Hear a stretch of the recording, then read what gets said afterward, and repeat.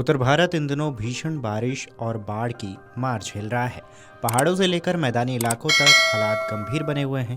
हिमाचल प्रदेश, जम्मू कश्मीर, दिल्ली, पंजाब और उत्तराखंड समेत कई राज्यों में बारिश और भूस्खलन ने जनजीवन अस्त व्यस्त किया है।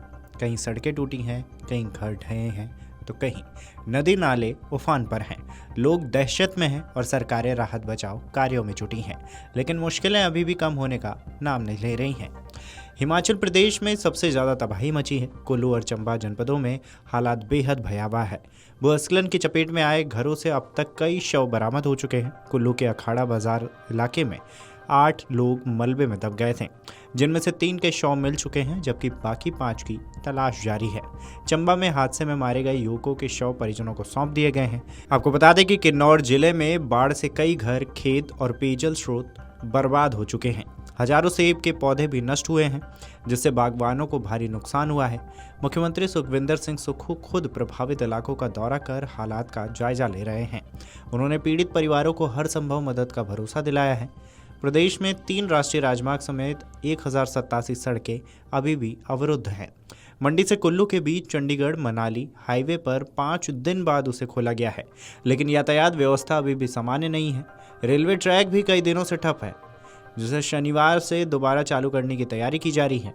वहीं 2838 ट्रांसफार्मर बंद होने से कई क्षेत्रों में अंधेरा छाया हुआ है। हिमाचल के साथ साथ जम्मू कश्मीर में भी हालात चिंताजनक बने हुए हैं। जम्मू संभाग में लगातार बारिश से नदी नाले उफान पर हैं। कई जगहों पर भूस्खलन के कारण जम्मू श्रीनगर राष्ट्रीय राजमार्ग बंद हुआ है।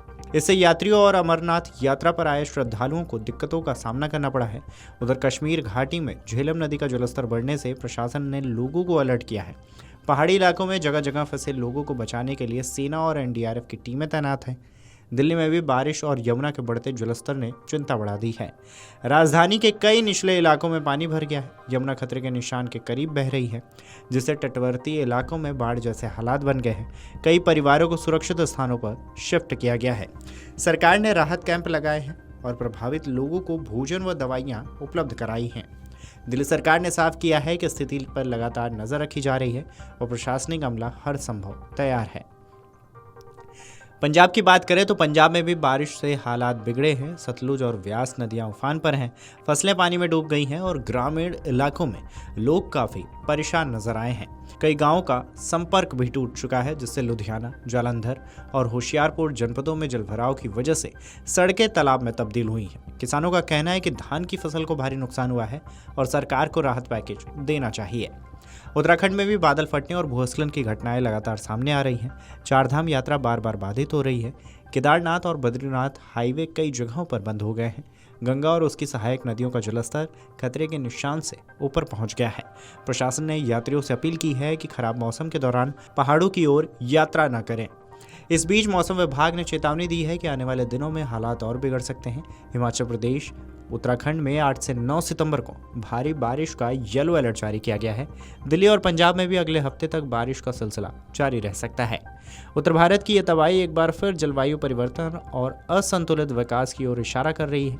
पहाड़ों पर अंधाधुंध कटाई, निर्माण और खनन ने प्रकृति का संतुलन बिगाड़ दिया है।